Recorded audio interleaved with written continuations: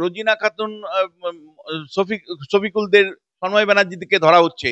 আর অন্যদিকে তৃণমূল কংগ্রেসের যারা ইউটিউবার, তারা বিরোধীদের গালাগালি করছে, তাদের এনকাউন্টারের কথা বলছে, তাদের মা ভাই বোনকে নিয়ে টানাটানি করছে, তাদের সময় পুলিশ চুপ হয়ে যাচ্ছে। তৃণমূল কংগ্রেসের ইউটিউবার, ফেসবুক যারা চালান তাদের জন্য একরকম, আর রোজিনা জন্য আরেক রকম। বলছি এসআইআর এর মাধ্যমে ফলাফল নির্ধারিত হয়ে গেছে যে বিজেপির পরাজয় শুধুমাত্র সময়ের অপেক্ষা।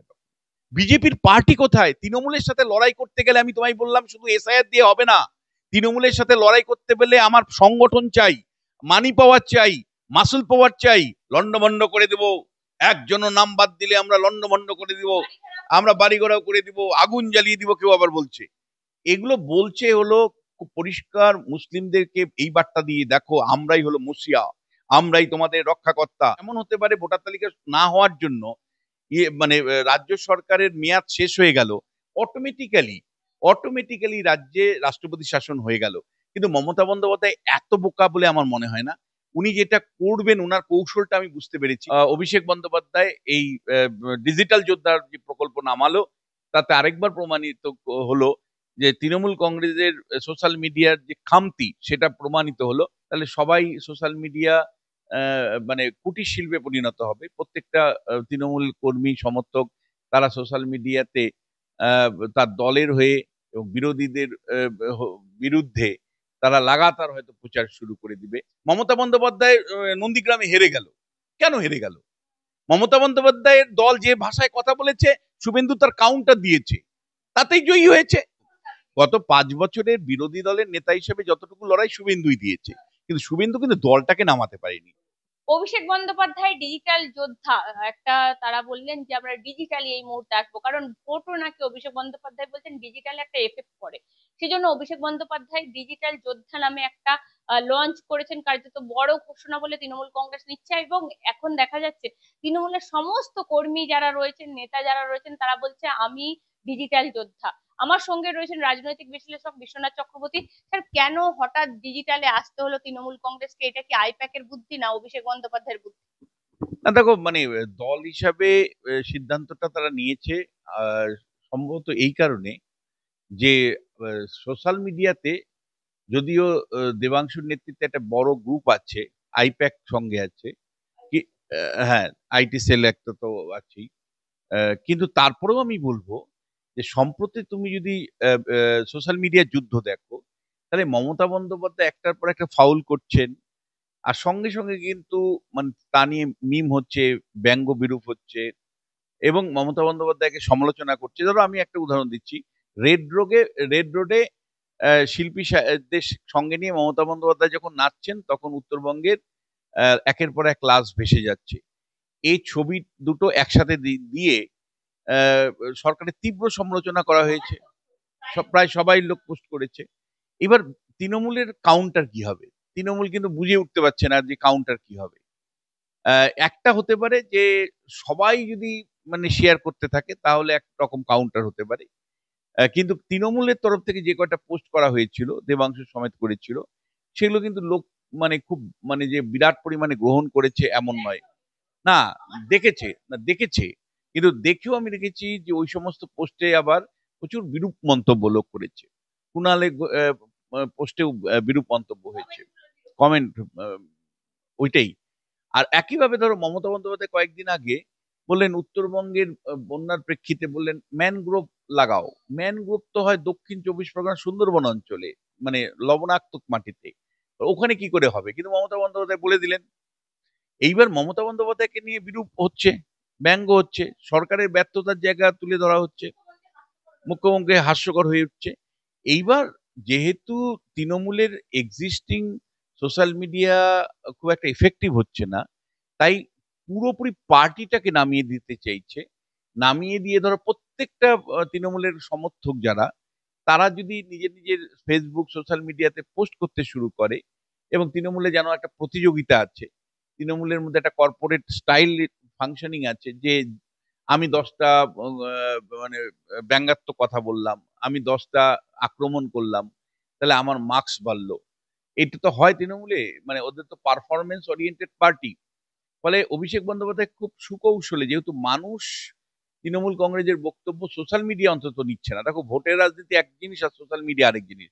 সোশ্যাল মিডিয়াতে তৃণমূল যে সমস্ত অন্যায় অবিচার করছে সেগুলো নিয়ে যদি তোমরা ভিডিও করো, তা সেগুলো লাখ লাখ লোক দেখছে। কিন্তু তৃণমূল কংগ্রেসের যে পক্ষ নিয়ে যারা সোশ্যাল মিডিয়া চালান বা ইউটিউব চালান, ফেসবুক চালান, তাদের ভিউ কিন্তু অনেক কম। ফলে তৃণমূল কংগ্রেস বুঝতে পারছে যে আমাদের বর্তমান যে ইউটিউব বা ফেসবুক বা টুইটার আছে, তা দিয়ে লোকের কাছে রিচ করতে পারবো না যতক্ষণ না পর্যন্ত পার্টির কর্মী সমর্থক বা অল্প বয়সী ছেলে মেয়েদেরকে নামাতে পারবো। তৃণমূল কংগ্রেস একদম তলানিতে গিয়ে ঠেকেছে সোশ্যাল মিডিয়ায়, যে তৃণমূল কংগ্রেসের গ্রহণযোগ্যতা আমরা যাদের দেখতে ওই পাচ্ছি। কারণেই পার্টিকে নামাতে হচ্ছে।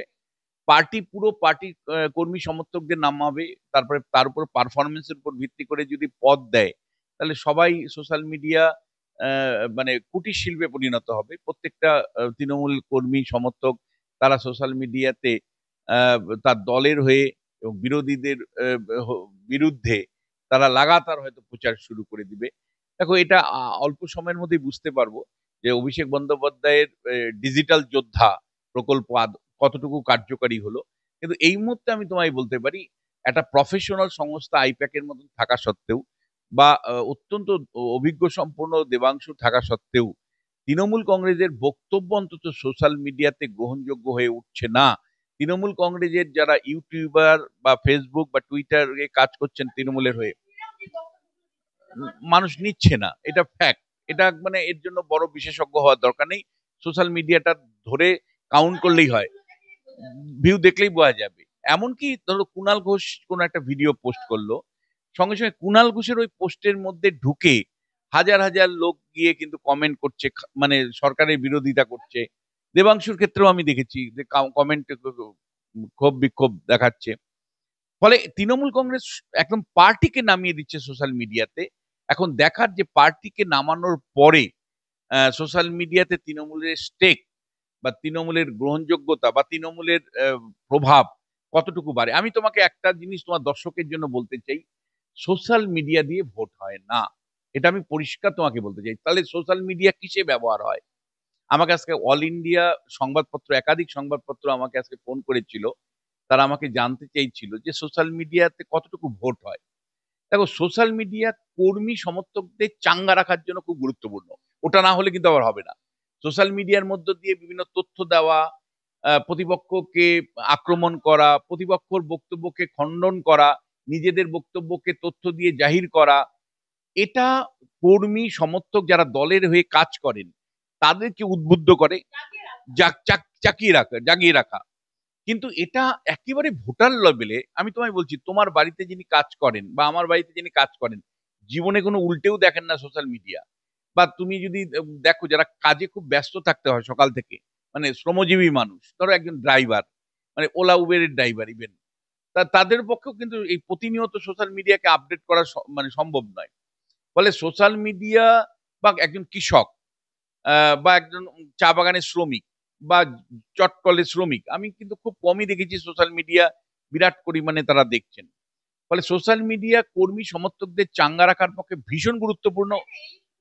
আহ, হ্যাঁ, না, ওটা ওটা ইম্পর্টেন্ট। মানে যারা, দেখো, যারা সোশ্যাল মিডিয়াতে নিয়মিত দলের বক্তব্য দেখেন বা নেতাদের বক্তব্য খুঁজে খুঁজে বের করে দেখেন, তারা অলরেডি ডিটারমাইন্ড কাকে ভোট দিবেন।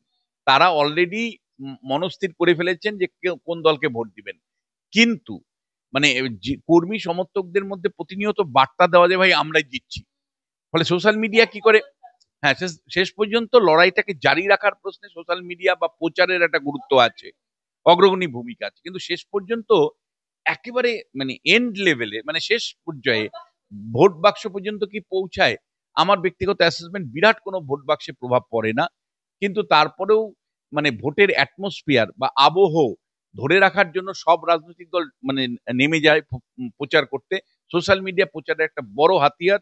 ফলে এখানে তৃণমূল কংগ্রেস অনেকটা পিছিয়ে ছিল। অভিষেক বন্দ্যোপাধ্যায় এই ডিজিটাল যোদ্ধার যে প্রকল্প নামালো, তাতে আরেকবার প্রমাণিত হলো যে তৃণমূল কংগ্রেসের সোশ্যাল মিডিয়ার যে খামতি সেটা প্রমাণিত হলো। নতুন করে আবার উদ্যম তারা নিচ্ছেন, সেটার কি প্রভাব পড়বে কর্মী সমর্থকদের মধ্যে গ্রহণযোগ্যতার প্রশ্নে, সাধারণ গ্রাহকের সংখ্যা বাড়ে কিনা। আমি তোমায় বলছি, এবিপি থেকে শুরু করে মানে বড় বড় হাউসে মানে সাংবাদিকতা করে তৃণমূলে হয়ে ডিজিটাল মিডিয়াতে নাম লিখেছে, তাদের কিন্তু ভিউ ভীষণ কম।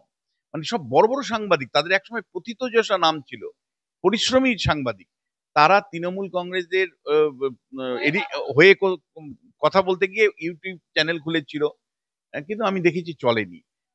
বহু তৃণমূল কংগ্রেসের ইউটিউবারদের কিন্তু মানে খুব কম, একমাত্র তোমার উর্দু ভাষাভাষী যে কয়টা চ্যানেল আছে তৃণমূলের হয়ে বলে, সেই চ্যানেলগুলো কিন্তু যথেষ্ট ভালো মানে বলছে এবং অনেক পরিমাণে তাদের দর্শক আছে। কিন্তু বাংলা মিডিয়ামে সেইভাবে না, বরং উল্টো দিকে যদি দেখো যে বিজেপির এডিটোরিয়াল পলিসি নিয়ে যে সমস্ত ইউটিউব চ্যানেল চলে বা সোশ্যাল মিডিয়াতে ফেসবুক চলে বা সরকারের সমালোচনা করে, তাদের ভিউ কিন্তু লক্ষ লক্ষ।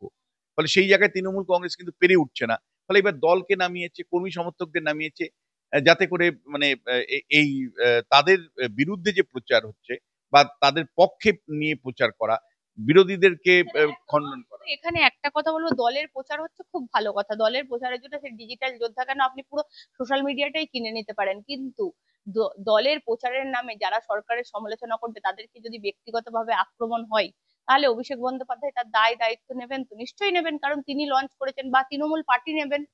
দেখো, এটা তো নর্মালি আমি তোমায় বলছি, আর যেটা দুঃখের হলেও সত্যি, যে তৃণমূল কংগ্রেসের এডিটোরিয়াল পলিসি নিয়ে যারা ইউটিউব চালান, তাদেরকে কোনোদিন হয়রানি হতে হয় না, তাদেরকে কোনোদিন হয়রানির শিকার হতে হয় না, তাদেরকে কোনোদিন পুলিশ নোটিশ পাঠায় না। কিন্তু তোমরা যারা সরকারের সমালোচনা করে ইউটিউব চালাচ্ছ, তোমাদের প্রতিনিয়ত নির্যাতনের শিকার হতে হয়, পুলিশি নির্যাতনের শিকার হতে হয়, পার্টি নির্যাতনের শিকার হতে হয়, পার্টি সরাসরি তোমাদের ইন্ডিভিজুয়ালি আক্রমণ করে পার্টির কোনো কোনো নেতা। ফলে মানে শাসক দল তৃণমূল কংগ্রেস এবং তার প্রশাসন পুলিশকে সত্যি এখন কিন্তু সিরিয়াসলি ভাবতে হবে যে তৃণমূল কংগ্রেস এর জন্য একরকম আইন, তৃণমূল কংগ্রেসের ইউটিউবার ফেসবুক যারা চালান তাদের জন্য একরকম, আর রোজিনা জন্য আরেক রকম, বা তৃণমূল সরকারের বিরোধী যারা করে ইউটিউবার চালান তাদের আরেক রকম। এটা দুরকম হতে পারে না। আর একটা এখানে একটা ছোট্ট কথা বলবো, এই যে আপনি বলছেন দু রকম হতে পারে না, আমি আমি নিজে বলছি স্যার, সম্প্রতি তৃণমূলের যারা ইউটিউবার, আপনাকে থেকে শুরু করে সুমন দা থেকে শুরু করে এমন কি শুভেন্দু অধিকারী, যিনি বিরোধী দলনেতা, সবাই বলে ক্যাবিনেট মিনিস্টার সমান, তাকে এনকাউন্টার করার নিদান দেয় এরাই সোশ্যাল মিডিয়ায় বসে, কিন্তু তাদের তাদের বিরুদ্ধে কিচ্ছু হয় না, কিচ্ছু, নাথিং, একটা নোটিশ পর্যন্ত যায় না। মানে সেটা দুঃখের। আমি তোমায় বলছি, প্রথমত আমি বাই হার্ট বিশ্বাস করি, সুমন দে বাই হার্ট বিশ্বাস করে শতফুল বিকশিত হোক, সরকারের পক্ষ নিয়ে, এডিটোরিয়াল পক্ষ নিয়ে 100টা ইউটিউব চলুক, 1000টা ইউটিউব চলুক, 1 কোটি ইউটিউব চলুক, আবার সরকারের বিরোধিতা করেও ইউটিউব চ্যানেলগুলো থাকুক। আমরা চাই সরকারের পক্ষে হোক বিপক্ষে হোক সেটা ইম্পর্টেন্ট নয়, সরকারের পক্ষে বা বিপক্ষে যেই হোক না কেন, তোমাকেও বলবো ইউটিউবে এমন কোনো বক্তব্য রাখা উচিত না যেটা ব্যক্তিগতভাবে কারো হানিকর। ইউটিউবে এমন কোনো কুরুচিকর শব্দ ইউজ করা উচিত নয়। ইউটিউবে এমন কোনো শব্দ ইউজ করা উচিত না যেটা মানে এনকাউন্টারের মতন শব্দ যে যারা ইউজ করছেন, তারা তো সরাসরি আইটি অ্যাক্ট ভায়োলেট করছেন। এক্স্যাক্টলি। তার মানে একদিকে যখন সামান্যতম পান থেকে চুন খসলেই রোজিনা খাতুন, শফিকুলদের, সন্ময় ব্যানার্জিকে ধরা হচ্ছে, আর অন্যদিকে তৃণমূল কংগ্রেসের যারা ইউটিউবার তারা বিরোধীদের গালাগালি করছে, তাদের এনকাউন্টারের কথা বলছে, তাদের মা ভাই বোনকে নিয়ে টানাটানি করছে, তাদের সময় পুলিশ চুপ হয়ে যাচ্ছে।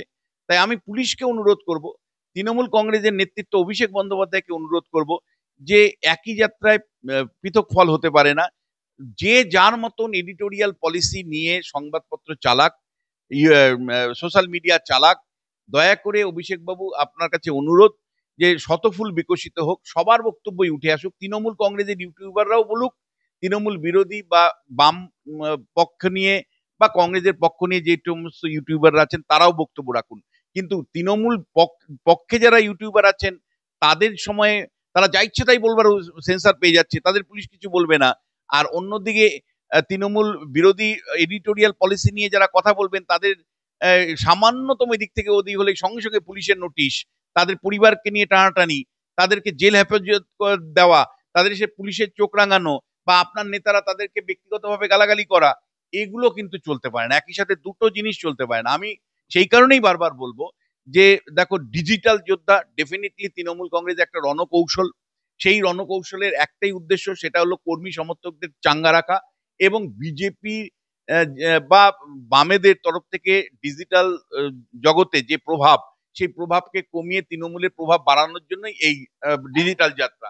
কিন্তু এইটা করতে গিয়ে জানি এমন না হয় যে তৃণমূল কংগ্রেসের যেহেতু শাসক দল, সেই ক্ষমতার বলে বলিয়ান হয়ে যা ইচ্ছা তাই ইউটিউবে চালিয়ে দিচ্ছে, বলে দিচ্ছে, আক্রমণ করছে, কোনো দায় নিচ্ছে না। সেই দায়টা কিন্তু তাহলে অভিষেক বন্দ্যোপাধ্যায়কে শেষ পর্যন্ত নিতে হবে বা মমতা বন্দ্যোপাধ্যায়কে নিতে হবে। আমরা চাইবো দায়িত্ব নিয়ে সবাই অন্ততপক্ষে রুল অফ লর জায়গা থেকে কাউকে সম্মানহানি না করে, ভায়োলেন্ট না করে, ভায়োলেশন না করে, সমালোচনা অবশ্যই হবে, পক্ষে আলোচনা হবে, বিপক্ষে আলোচনা হবে, এটাই তো গণতন্ত্রে কাম্য। আমরা বিশ্বাস করি তৃণমূল কংগ্রেসের পক্ষ নিয়েও কেউ কেউ খুব ভালো মানে ইউটিউবার আছেন, আবার বিরোধিতা করেন ঠিকই, কিন্তু তাদেরও যথেষ্ট সাংবাদিকতা সুলভ তারা বক্তব্য রাখেন তাদের ইউটিউব গুলোতে। ফলে আমি মনে করি যে সমস্ত স্বর প্রতিফলিত হোক, কিন্তু কখনোই আইন মানে আইনকে হাতে নিয়ে নয়, কখনোই সেটা ব্যক্তিকে আক্রমণ করে নয়, গালাগালি করে নয়, অবশ্যই সমালোচনা হতে পারে, হওয়া উচিত, গণতন্ত্রে এটাই কাম্য।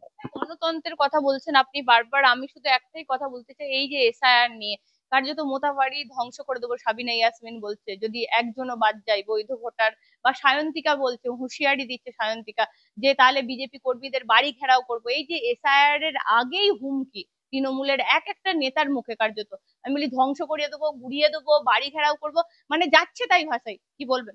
দেখো, পলিটিক্যাল অ্যানালিস্ট হিসাবে বলবো যে এই চড়া দরে যে আওয়াজগুলো দিচ্ছে তার পেছনে কিন্তু সংখ্যালঘু ভোট ব্যাংকটা কনসলিডেট করার উদ্দেশ্য। অর্থাৎ এমন হতেই পারে যে এসআইআরও হলো, কিন্তু তৃণমূল কংগ্রেস এত এত সাউন্ড করছে বা এত গলা চড়াও হচ্ছে, তার কারণ মুসলিম সমাজকে বার্তা দেওয়ার জন্য, দেখো তোমাদের হয়ে একমাত্র তৃণমূল কংগ্রেস যারা লড়াই করে, এটা হ্যাঁ, নাহলে বাংলাদেশে সব পাঠিয়ে দিবে। ফলে এটা সংখ্যালঘু ভোটারদেরকে বার্তা দেওয়ার জন্য ওই তাজমুল হকই হোক, আর এখানে সায়ন্তিকাই হোক, আর যেই হোক, সাইবিনা ইসমি হোক, আর যেই হোক, তৃণমূল কংগ্রেসের ধারাবাহিকভাবে লন্ডভন্ড করে দেব, একজনও নাম বাদ দিলে আমরা লন্ডভন্ড করে দিব, আমরা বাড়িঘোড়াও করে দিব, আগুন জ্বালিয়ে দিব, কেউ আবার বলছে। এগুলো বলছে হলো খুব পরিষ্কার মুসলিমদেরকে এই বার্তা দিয়ে, দেখো আমরাই হলো মুসিয়া, আমরাই তোমাদের রক্ষাকর্তা, আমরাই তোমাদেরকে রক্ষা করতে পারি, আর কোনো রাজনৈতিক দল নেই। ফলে মুসলিম ভোটটাকে কনসলিডেট করবার জন্য এই ডাকটা দিচ্ছে। কিন্তু এখানে তোমাকে আমি দুটো বিষয় বলি, যে পশ্চিমবাংলায় কিন্তু কোনো প্রশাসনিক কাজ হয় না। মানে পশ্চিমবাংলাতে সুষ্ঠুভাবে কোনো প্রশাসনিক কাজ তৃণমূল কংগ্রেস শাসন করার ক্ষমতায় আসার পর থেকে কোনোটাই হয় না। সেটা স্কুল কলেজের পরীক্ষা সংক্রান্ত, মানে অর্থাৎ সমস্ত ক্ষেত্রে তুমি যদি দেখো, বলার কিছু নেই। ফলে প্রশাসনিক ভাবে তৃণমূল কংগ্রেস সহযোগিতার বাতাবরণ এখানে তৈরি করবে না। তৃণমূল কংগ্রেস এই কথাটা কখনোই বলবে না যে ঠিক আছে কোনো নিরাপরাধ বা কোনো নাগরিকের নাম বাদ যাওয়া যেমন যাবে না, তেমনি ভুয়ো নাগরিক যারা আছেন বা মৃত ভোটার যারা আছেন বা একাধিক জায়গায় তাদের নাম আছে বা স্থায়ীভাবে যারা এই রাজ্য ছেড়ে চলে গেছেন তাদের নামটা বাদ দেওয়া হোক, এটা একবারের জন্য মমতা বন্দ্যোপাধ্যায়, অভিষেক বন্দ্যোপাধ্যায় বলছেন না, একবারের জন্য বলছেন না। অথচ মমতা বন্দ্যোপাধ্যায় বারবার বিরোধী থাকাকালীন বলতেন যে বামেরা ভুয়ো ভোটার, অনুপ্রবেশকারী ভোটার, তারপর তোমার কি মৃত ভোটার, এদেরকে দিয়ে ভরিয়ে দিয়েছে, এদেরকে নিয়েই ভোট দেয়। তৃণমূল কংগ্রেস কিন্তু বাম আমলে চলে আসা সেই সমস্ত অবৈধ ভোটার যারা, ভুয়ো ভোটার যারা, মৃত ভোটার যারা, একাধিক জায়গায় নাম আছে ভোটার, এরা এই ভোট ব্যাংকটা কিন্তু তৃণমূল কংগ্রেসের ভোট ব্যাংক। এটা বিকেল 5টার পরে তৃণমূল কংগ্রেসের যেহেতু সংগঠন আছে, প্রক্সি দিয়ে এগুলো ভোট দেয়। ফলে তৃণমূল কংগ্রেসের একটা ভয় যে এসআইআরটা যদি সত্যি প্রপারলি হয়, সেই প্রপারলি এসআইআরটা যদি হয়, তাহলে যে 50-60 লাখের বা তার বেশি ভোটার তালিকা থেকে যদি নাম বাদ যায়, তাহলে তৃণমূল কংগ্রেসের সাথে বিজেপির দূরত্বটা কমে যেতে পারে। সেই দূরত্বটা কমে গেলে তার ইম্প্যাক্ট কি হবে? এবং একই সাথে আমি তোমায় বলতে চাই যে তৃণমূল কংগ্রেস যদি এসআইআর নিয়ে তার নেতা কর্মীরা যেভাবে লন্ডভন্ড করে দেবো, আগুন জ্বালিয়ে দেবো, এই যে কথাগুলো বলছে, যদি সত্যি তারা করে সেটা, এবং ইলেকশন কমিশন যদি কঠোর হয়, আমি জানি না কঠোর হবে কিনা, নাও হতে পারে। স্বরাষ্ট্রমন্ত্রী অমিত শাহ বলেছেন, তিনি কার্যত বিহারেও এরকম গর্জন উঠেছিল আগে থেকে অনেক বিহারের ক্ষেত্রে ব্যাপারটা একেবারে আলাদা। সবাই কিন্তু কাগজ জমা দিয়েছে, বাংলায়ও তাই হবে, উনি আস্থা রাখছেন। বিহারের ক্ষেত্রে দুটো সরকারই এক এক দলের। বিহারের ক্ষেত্রে রাজ্য সরকারও ছিল বিজেপি, মানে ইয়ের জনতা দল, ইয়ের আর নীতিশ কুমারের, আর ওখানেও বিজেপি। ফলে একই রকম জোটের যেহেতু সরকার ছিল, ফলে দুটো সরকারের সহযোগিতা হয়েছে। এখানে যদি তৃণমূল কংগ্রেস প্রথম থেকে বিরোধিতা করছে, একটি নামও বাদ যাওয়া যাবে না। তৃণমূল কংগ্রেস যদি তীব্র বিরোধিতা করে, ধরো নেতারা কর্মীদেরকে নিয়ন্ত্রণ করতে পারলো না, নেতারা নিজেরাই যেভাবে উস্কানিমূলক বক্তব্য রাখছে, তার ফলে যদি আগুন জ্বলে, রাস্তাঘাট যদি বন্ধ হয়ে যায়, তাহলে কিন্তু এসআইআর এর ইম্প্যাক্ট কিন্তু পশ্চিমবাংলায় মারাত্মক পড়বে, আমি তোমায় বলতে পারি। যদি ইলেকশন কমিশন বা অমিত শাহ, নরেন্দ্র মোদীরা মনে করেন যে আমরা এখানে এসআইআর করে তার করব এবং তারপরে ভোট করব, তাহলে কিন্তু আমি তোমায় বলছি এই তর্জন গর্জন বন্ধ করতে হবে। যদি তর্জন গর্জন ধরে রাখে, তাহলে ইলেকশন কমিশন পরিষ্কার সেন্ট্রাল ফোর্স নামাতে পারে, এক। দুই, সেন্ট্রাল ফোর্সে, হ্যাঁ, সেন্ট্রাল ফোর্স নামাতে পারে এবং সেন্ট্রাল ফোর্সের নিয়ন্ত্রণের মধ্যে থেকে এই এসআইআর এর কাজ বা ভোটার তালিকা সংশোধনের কাজ করাতে পারে। দ্বিতীয় যেটা, তারপরেও যদি না না দেখা যায় যে ইলেকশন কমিশন ফেল করছে ভোটার তালিকা সংশোধন করতে, তাহলে কিন্তু শেষ পর্যন্ত রাষ্ট্রপতি শাসনের জন্য সুপারিশ করতে পারে ইলেকশন কমিশন মেয়াদ থাকাকালীন। অথবা অথবা এমন যদি পরিস্থিতি তৈরি হয় যে ভোটার তালিকা নির্বাচনের আগে হলোই না, অর্থাৎ মানে ফেব্রুয়ারির মধ্যে ভোটার তালিকা যদি সংশোধন না হয়, তাহলে ইলেকশন কমিশন কিন্তু এই জায়গাটাও তৈরি হতে পারে যে ভোট আপাতত স্থগিত রাখতে পারে এবং রাষ্ট্রপতি শাসন জারির জন্য সুপারিশ করতে পারে। এমন হতে পারে ভোটার তালিকা না হওয়ার জন্য মানে রাজ্য সরকারের মেয়াদ শেষ হয়ে গেল, অটোমেটিক্যালি অটোমেটিক্যালি রাজ্যে রাষ্ট্রপতি শাসন হয়ে গেল। কিন্তু মমতা বন্দ্যোপাধ্যায় এত বোকা বলে আমার মনে হয় না। উনি যেটা করবেন, ওনার কৌশলটা আমি বুঝতে পেরেছি, সেটা হলো মুসলিম এলাকায়, পরিষ্কার মুসলিম এলাকায় বিরাট করে তর্জন গর্জন করবেন, মিছিল করবেন, মিটিং করবেন। হয়তো মমতা এবং অভিষেক দুজন একসাথে পুষ্করের শব্দটা আমি বলতে চাই না, মিটিং এবং মিছিল, মিটিং এবং মিছিল বড় করে আয়োজন করবেন মুসলিম এলাকাগুলোতে, যেমন করে তিনি একসময় সিএ এর সময় করেছিলেন। হ্যাঁ, ক্যাকাচিচি। ফলে এইটা কিন্তু একেবারে নির্বাচনের আগে মমতা বন্দ্যোপাধ্যায়ের সংখ্যালঘু ভোটটাকে কনসলিডেট করবার উপায় হিসাবেই আমি দেখছি।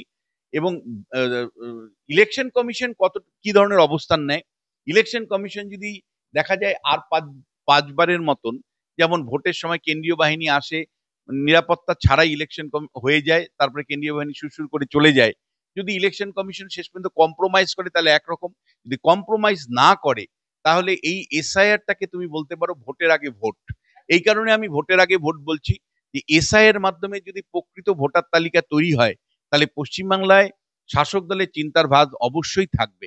কিন্তু দিনের শেষে আমি তোমাকে বলছি, মমতা বন্দ্যোপাধ্যায়ের কৌশলটা হলো যে কোন রকমের এসআইআরটা করে নাও, মানে কৌশল খাটিয়ে নিজের কর্মী বাহিনী, মানে সরকারি কর্মচারীদেরকে নিজের বাগে এনে তাদেরকে ভয় রেখে, ইতিমধ্যে উনি বলে দিয়েছেন যে আপনারা ভোটে মনে রাখবেন, অর্থাৎ সরকারি কর্মচারী আপনারা মনে রাখবেন যে ভোটের পরেও আপনারা আমাদের সরকারের অধীনেই কাজ করতে হবে।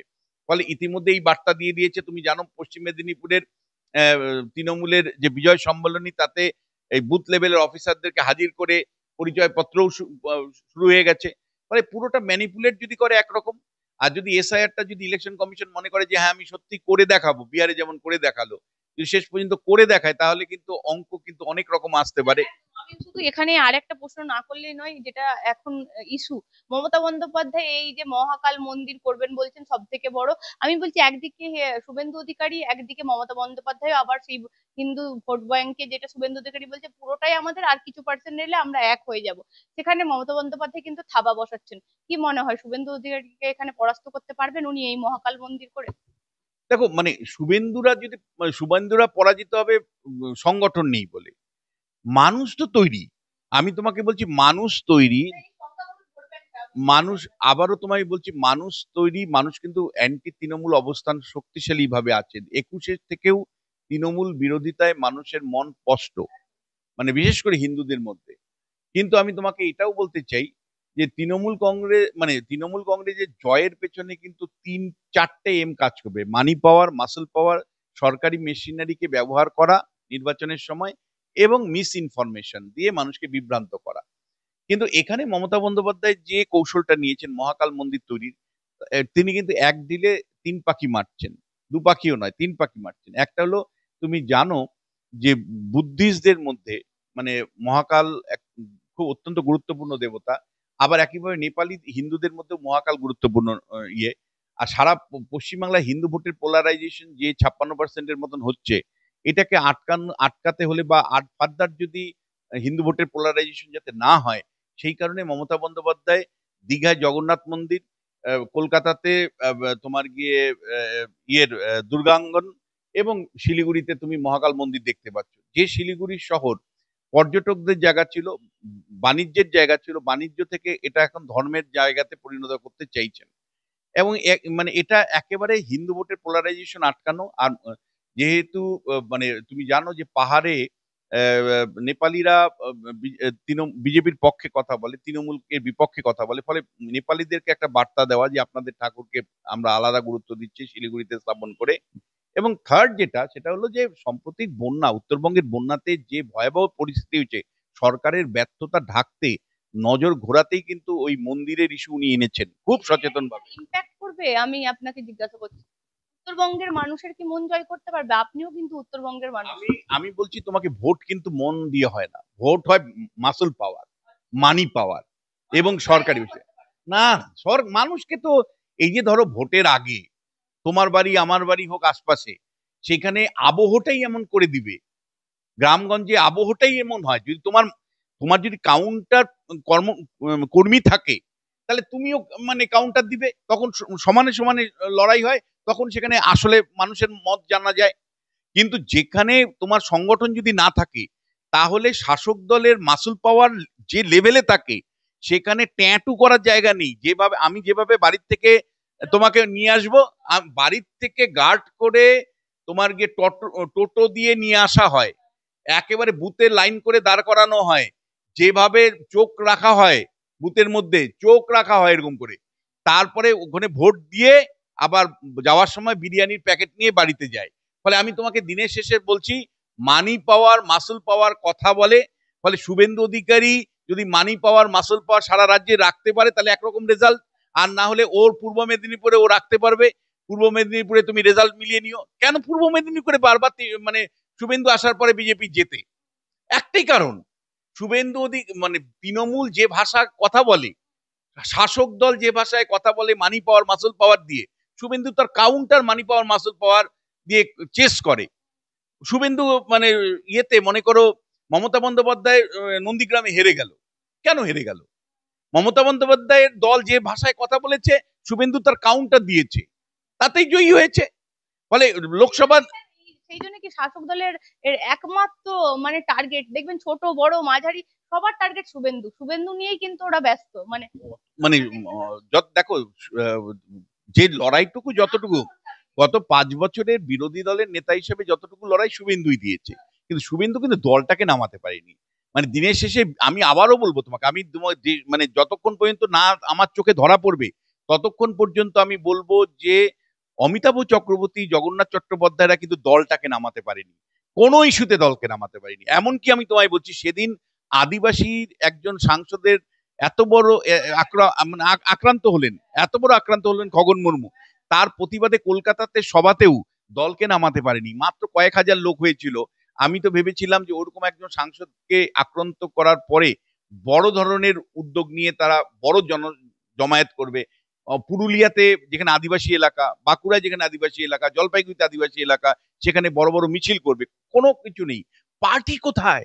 বিজেপির পার্টি কোথায়? তৃণমূলের সাথে লড়াই করতে গেলে আমি তোমায় বললাম, শুধু এসআইআর দিয়ে হবে না। তৃণমূলের সাথে লড়াই করতে গেলে আমার সংগঠন চাই, মানি পাওয়ার চাই, মাসুল পাওয়ার চাই। সেই মানি পাওয়ার মাসুল পাওয়ারের সামান্যতম দেখা নেই। মানি পাওয়ারের দেখা নেই রে, দেখা নেই। মাসুল পাওয়ারের দেখা নেই, তো দেখা নেই। ফলে দিনের শেষে আমি তোমাকে বলছি যে এসআইআর ডেফিনেটলি একটা ইম্পর্টেন্ট বিষয়। এসআইআর শাসক দল মানে নিজের সংগঠন দেখাতে পারলো না, বিরোধী নিজের সংগঠন দিয়ে শাসক দলকে প্রতিহত করতে পারলো। তা ওই কারণে আমি বলছি যে এসআইআর এর যদি সংগঠন দিয়ে তৃণমূলকে আটকে দিতে পারে বিজেপি, তাহলে বলবো যে ভোটের আগে ফল একরকম ইঙ্গিত দিচ্ছে। আর যদি দেখি যে না, এটা কেবলমাত্র কাগজে কলমে হচ্ছে, অর্থাৎ এসআইআরটা কেবলমাত্র কাগজে কলমে হচ্ছে, কেউ বাদ যাচ্ছে না, বরঞ্চ মানে সমস্ত পুরসভা পঞ্চায়েতকে কাজে লাগিয়ে ভুয়ো আধার ভুয়ো দিয়ে আরো বেশি ভুয়ো নাম ঢুকিয়ে দিল, তাহলে কিন্তু দিনের শেষে আমি তোমায় বলছি এসআইআর এর মাধ্যমে ফলাফল নির্ধারিত হয়ে গেছে যে বিজেপির পরাজয় শুধুমাত্র সময়ের অপেক্ষা।